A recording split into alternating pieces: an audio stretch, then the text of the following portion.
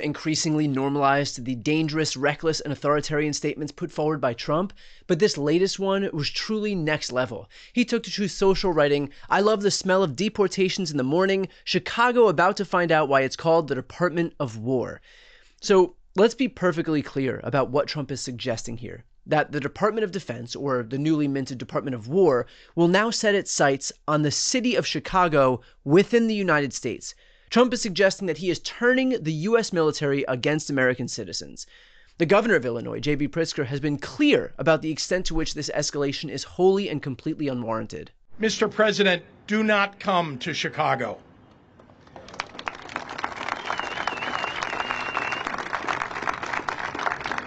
You are neither wanted here nor needed here. Your remarks about this effort over the last several weeks have betrayed a continuing slip in your mental faculties and are not fit for the auspicious office that you occupy. Most alarming, you seem to lack any appropriate concern as our commander-in-chief for the members of the military that you would so callously deploy as pawns in your ever more alarming grabs for power. It's also worth pointing out the fact that there was a recent ruling handed down in California with major implications for Trump's subsequent troop deployments in other states.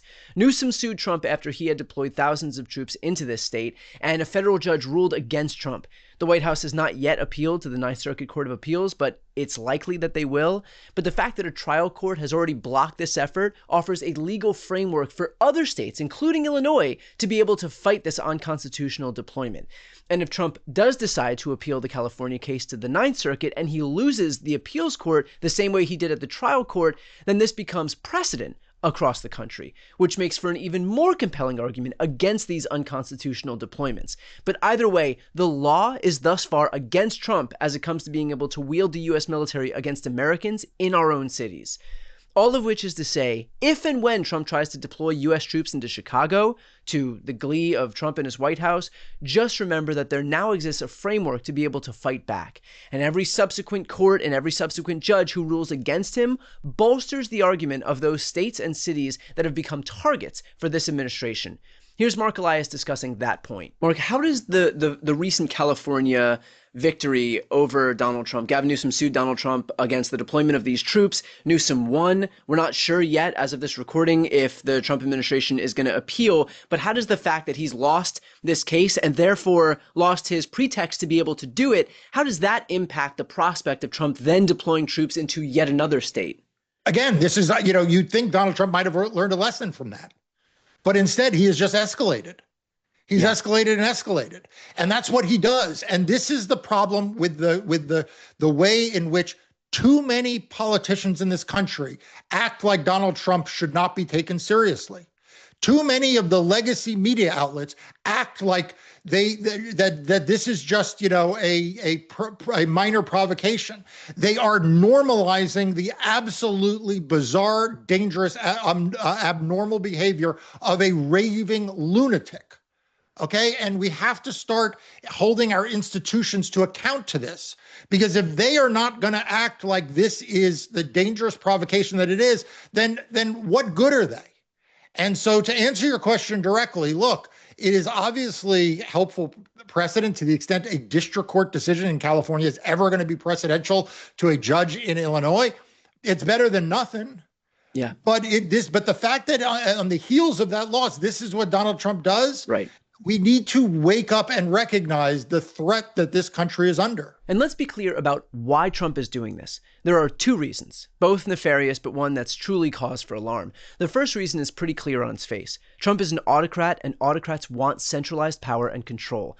By putting his boots on the ground in the cities, he can effectively co-opt power that would otherwise belong to the states. Anyone on the right who claims to be a constitutionalist, a strict originalist, while Donald Trump tramples on the 10th Amendment to the Constitution, is showing their entire ass right now. But then again, I know that that's not exactly breaking news that Republicans are hypocrites. He may very well do what he did in LA, which was to send the troops in, knowing that doing so would incite violence. And it did incite violence here, and he used that as a pretext to be able to retroactively justify his decision. He's not looking to quell any violence, he is expressly looking to exacerbate it. Again, this is another tool very frequently used by fascists and autocrats. But the second reason here is much more worrisome, and if you follow my content, you know that this is something that I've been relentless about calling out. This isn't only about exercising power right now, it is about laying the foundation to be able to do it during the election. Remember, Trump already tried once to seize the voting machines in Georgia. He already tried to block certification of the election in Congress. He already incited an insurrection at the U.S. Capitol, but he didn't have the tools in place to be able to succeed. For as horrific as someone like Bill Barr was, he called Trump's stolen election claims bullshit. And of course, he had no one in the states willing to actually carry out his plans, like seizing those voting machines. But we're in an entirely different world right now. Pam Bondi, his new attorney general, won't stop Trump from acting on his bogus stolen election claims. Neither will Dan Bongino or Kash Patel or Stephen Miller. And now, if he's also got boots on the ground in the way of these troops because he's deployed them to the states under false pretenses, and he asks them to do something like seize the voting machines, what's going to stop them? That is why I'm so focused on stopping Donald Trump in his tracks when it comes to these illegal deployments. Because this isn't just about deploying the troops to the states now. It's not just about flexing his autocratic muscles now. This is about laying the foundation to be able to do so when it'll be much more electorally advantageous to him. Here's Mark Elias explaining that exact point yet again. I believe, and have been saying for some time, that Donald Trump is a dictator, and that we are further along the road of authoritarianism than people want to admit. You know, if you go back and look at what people in Hungary said about their country, they too were very slow to say that Viktor Orban was a full-out dictator.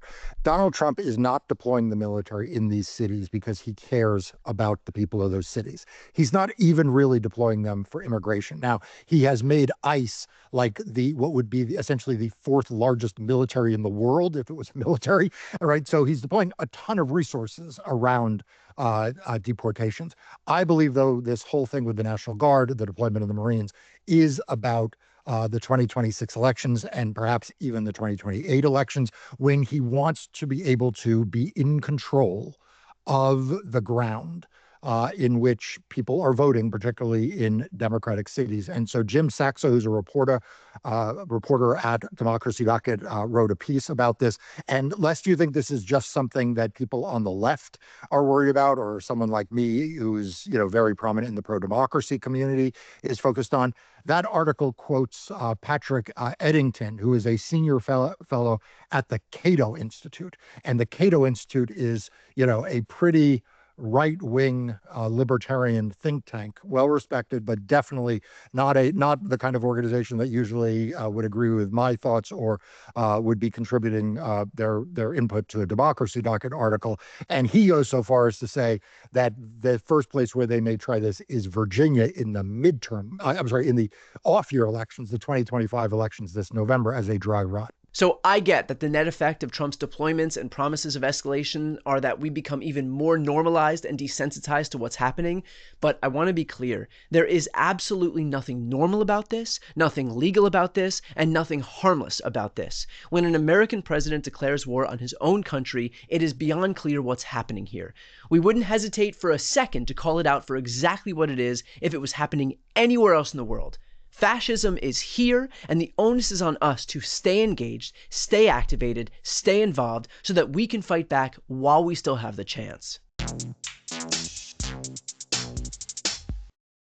Before you go, if you enjoyed this content and you want to see more and support independent media, please subscribe to this channel. The subscribe button will be right here on the screen. But second, the reality is that we are now in a political environment where this administration can lean on any of the social media platforms to suppress certain voices if they don't like critical coverage. That means my longevity here is in the hands of a few tech billionaires who are already making it clear that they are willing to cater to this administration. To that end, signing up for my newsletter is a way for me to reach you directly if that ever becomes necessary. I'll put the link right here on the screen as well, so please sign up. It's free, but there's also an option to do a paid subscription if you'd like to support me and my team. I really appreciate it. Thanks so much.